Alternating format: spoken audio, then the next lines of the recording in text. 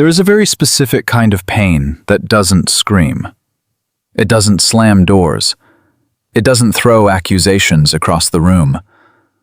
It doesn't always end with a clean goodbye.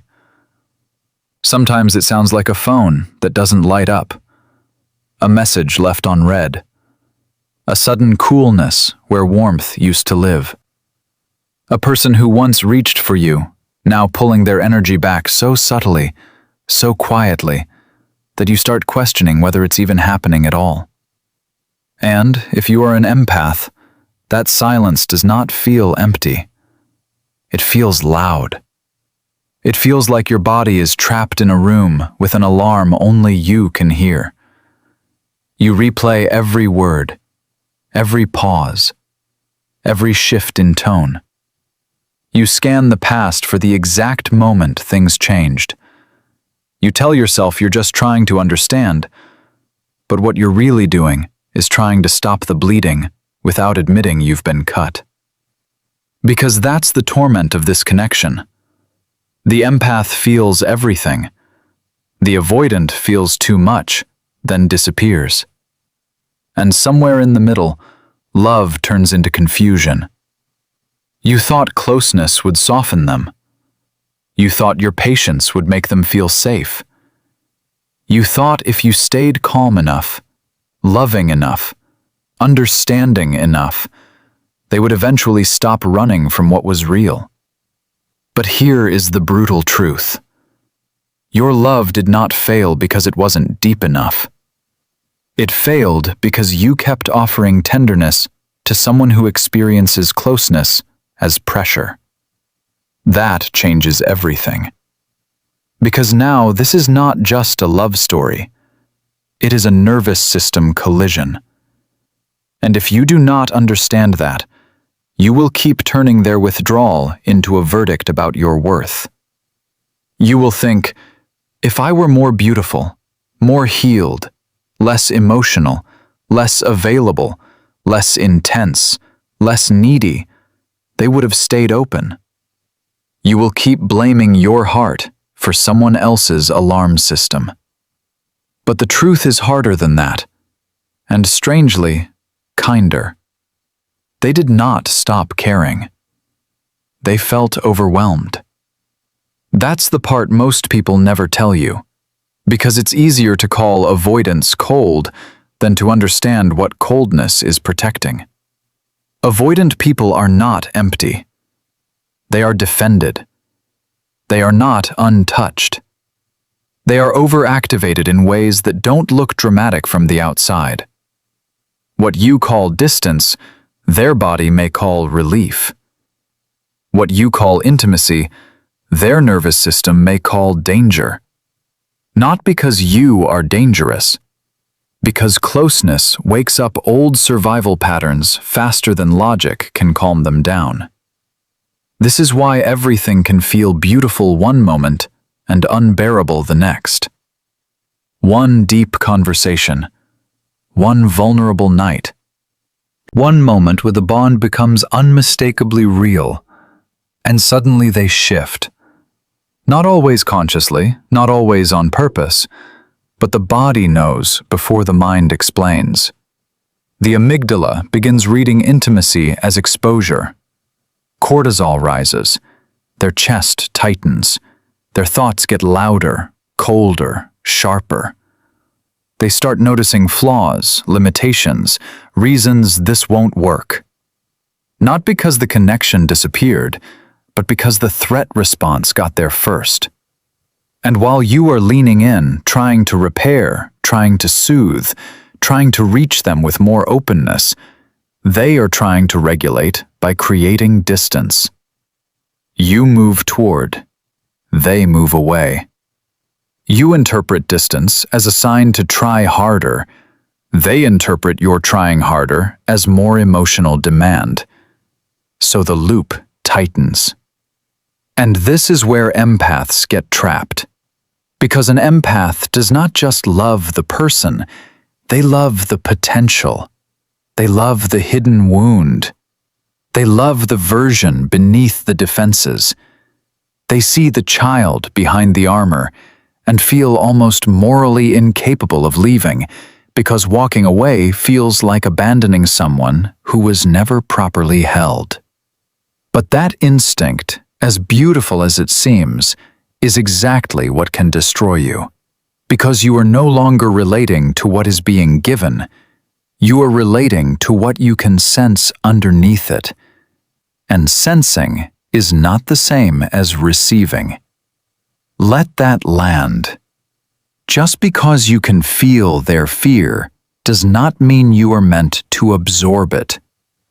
Just because you understand their pain does not mean you are responsible for earning your place through patience. Just because you see their softness does not mean they are capable of living from it. That is the wound of the empath. Not that they love too much, but that they confuse emotional depth with emotional availability. And avoidants often feel intoxicating to empaths for a reason. In the beginning, there is a charge, a tension, a mystery, a restrained intensity that makes every small opening feel sacred. When an avoidant lets you in, even briefly, it can feel more powerful than consistent love from someone emotionally available. A simple confession from them feels like a revelation. A tiny act of affection feels like proof. Your brain starts attaching extraordinary meaning to intermittent closeness. That's not weakness, that's neurochemistry. The uncertainty spikes dopamine. The inconsistency strengthens fixation. The nervous system becomes hyper-alert, hunting for cues, chasing resolution, craving the return of safety. You are not just missing them, you are chemically tangled in the pattern. And the cruel part is that the more unavailable they become, the more your body may convince you they matter. Not because they are your destiny, because unpredictability is addictive. So you start doing what empaths do when they are terrified of losing someone. You become more generous than honest, more patient than grounded, more self-abandoning than loving. You say it's okay when it isn't. You explain away disrespect as fear. You call emotional starvation a hard time. You make yourself smaller so they can feel less pressured. You silence your own needs so they won't feel like demands. You turn your heart into a waiting room and call it devotion. But love that requires you to disappear is not love. It is a reenactment. And that is where the real transformation begins. Not when they come back, not when they finally understand your value, but when you see the pattern clearly enough to stop performing inside it. There is one concept that changes everything in this dynamic: silence. Not silence as punishment, not silence as a game, not silence to manipulate, provoke, or prove a point. Silence as self-respect. Silence as the moment you stop feeding your energy into a system that only responds to your absence. Silence as the refusal to explain yourself to someone committed to misunderstanding intimacy. Silence as the place where your nervous system finally gets to stop begging for answers. Because when you keep talking into their withdrawal, you teach them that distance will be bridged for them. When you keep chasing clarity from someone who shuts down under emotional pressure, you unknowingly remove the consequences of their avoidance. You carry the emotional labor for both people. You hold the tension. You initiate the repair. You reopen the door. You keep the bond alive with your own bloodstream. And they feel that, even if they don't say it. They feel your availability like oxygen, constant, reliable, waiting. That is why the pattern doesn't break. Not because they are evil, not because you are weak, but because the system is being stabilized by your overfunctioning. Now imagine something different. Imagine they pull away, and instead of sending the paragraph, you feel the ache and do not obey it. Imagine your hands shake, your chest burns, your mind writes 10 explanations, 10 loving messages, 10 desperate clarifications, and still, you do nothing. Not from pride, from power. Imagine the night stretching long, the urge rising like panic, and for the first time you stay with yourself instead of leaking out of yourself. That is not passive. That is revolutionary. Because now the silence is no longer theirs. It is yours. And your silence does something their distance never expected. It removes the cushion. Suddenly they cannot regulate by simply stepping back while you hold the bond in place. Suddenly the emotional field changes. The usual script stalls.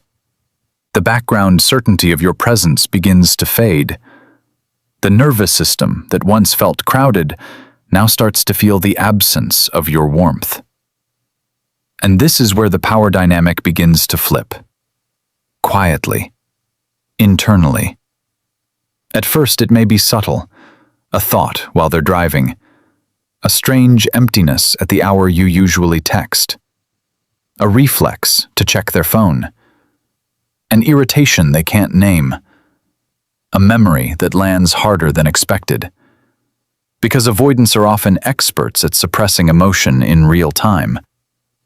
But suppression is not the same as absence.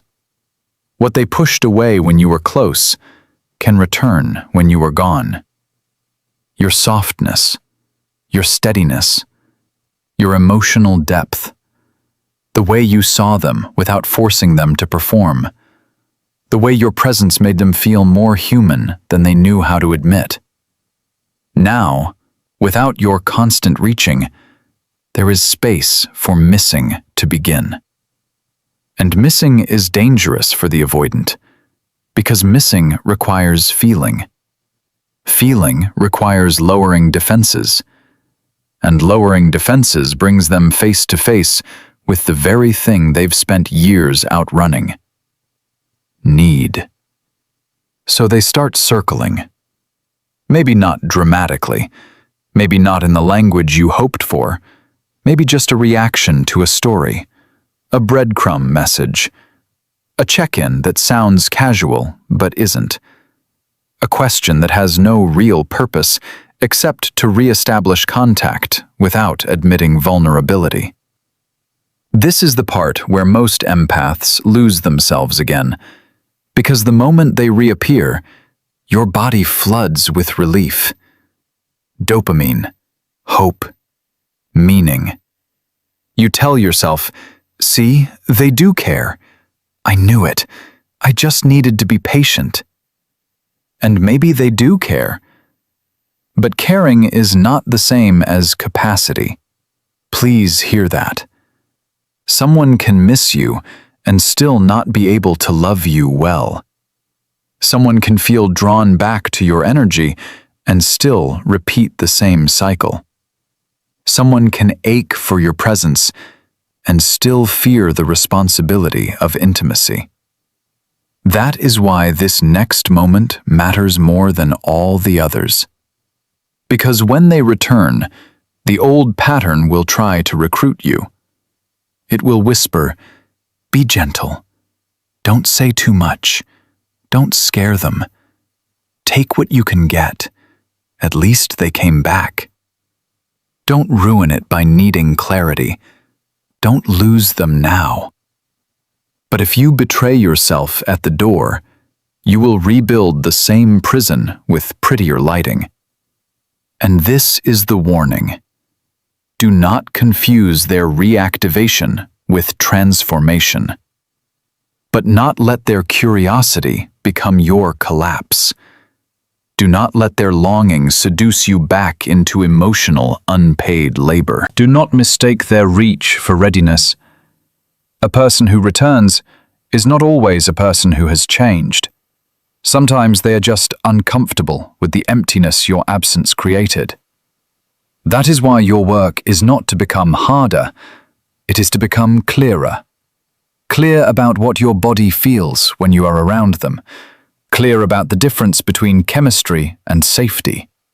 Clear about how much of this connection has been carried by your tolerance for ambiguity. Clear about whether this bond expands you or erodes you. Empaths often think their power is in how deeply they can feel another person, but their real power is in what they stop excusing. It is in the moment they realize compassion without boundaries becomes self-betrayal. It is in the moment they stop translating crumbs into commitment. It is in the moment they understand that being chosen inconsistently is not being chosen. And once that realization settles into the body, something changes that no avoidant can control. You stop vibrating from lack. You stop romanticizing emotional unavailability. You stop confusing intensity with intimacy. You stop reaching for people who only know how to love in intervals. You stop begging for reciprocity from those who benefit from your patience without rising to meet it. And that is when the energy shifts most. Because avoidants are deeply attuned to emotional pressure, but they are also deeply affected by emotional independence. When you no longer chase, they feel it. When your attention detaches from their inconsistency, they feel it. When your nervous system no longer organizes itself around their distance, they feel it. Not always consciously, but power does not need permission to be felt. And suddenly, the one who was always analyzing, waiting, hoping, softening, understanding, is gone. Not physically, maybe, but energetically. Unavailable to the old script. Unavailable to confusion. Unavailable to performing devotion in exchange for uncertainty. That is the moment they often begin to obsess. Not always because they want commitment. Sometimes because they can finally feel the weight of what your presence used to provide. The regulation, the admiration, the emotional mirror, the quiet safety of being deeply seen by someone who asked for so little in return. Now it's not there. Now they have to sit in their own silence. And for someone who survives through detachment, silence can become haunting when it no longer belongs to them. But this story is not meant to end with them chasing. That is too small for you. If your healing still depends on whether they circle back, you are not free. If your self-worth still rises and falls with their attention, you are still inside the bond, even in distance. If your power only exists when they notice your absence, then it was never power. It was dependency wearing makeup. Real power is quieter than that. Real power is when their return no longer determines your value. Real power is when their confusion does not become your mission.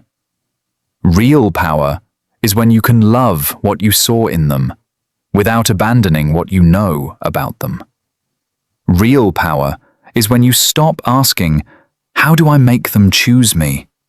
and start asking, "Why was I willing to audition for a role that should have been offered freely?" That question changes a life. Because now the empath turns inward, not to blame themselves, not to harden, not to become cold in the image of those who hurt them, but to come home, to finally offer themselves the depth they kept offering to emotionally unavailable people, to regulate their own nervous system instead of attaching to unpredictability, to notice when their body confuses longing with love, To understand that peace may feel unfamiliar at first, not because it is wrong, but because chaos trained them to equate intensity with importance. And slowly, something ancient begins to loosen. The compulsion to prove, the reflex to rescue, the fantasy that enough understanding can earn consistency from someone who has not faced themselves. You start to see it clearly. You were never too much. You were just pouring into someone who had built their identity around needing less. You were never hard to love. You were just trying to be received by someone whose defenses were stronger than their capacity. You were never asking for unreasonable things. You were asking for presence in a connection built on partial availability. And once you know that, really know that, not just in your mind, but in your cells, you become dangerous to every pattern that once fed on your self-doubt. Because now you can feel the pull without obeying it. You can miss someone without moving toward what harms you. You can understand their wounds without volunteering to live inside them. You can hold compassion in one hand and a closed door in the other. That is maturity. That is healing. That is self-worth in its most unshakable form. So if you are in the silence right now, if you are staring at the distance, if your heart is still trying to make meaning out of their withdrawal, let this be the moment something in you finally shifts. Do not ask the silence what you did wrong. Ask it what it is trying to free you from. Do not use your empathy to keep breaking your own heart. Use it to tell the truth. Use it to see the pattern without decorating it. Use it to stop kneeling in front of people who can only love you from behind a wall. You were not born to beg for warmth. You were not made to chase fragments. You were not put here to turn someone else's inability into a lifelong question about your worth. You are not the one who has to become less sensitive, less deep, less alive. You are the one who has to remember that your depth is sacred. And sacred things are not meant to be handed to people who only reach when they feel you slipping away. Let them feel the loss. Let them meet the silence. Let them confront the emptiness they once escaped through your devotion. And you? Become someone your old patterns can no longer access. Become still. Become clear. Become unavailable to confusion. Become loyal to the part of you that knows love should not feel like emotional rationing. Because the deepest transformation is not when the avoidant finally realizes your value. It is when you do.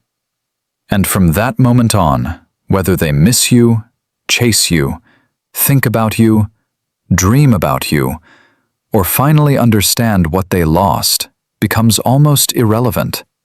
Because you are no longer waiting to be chosen by someone afraid of closeness. You have chosen yourself. And that choice is where your power begins.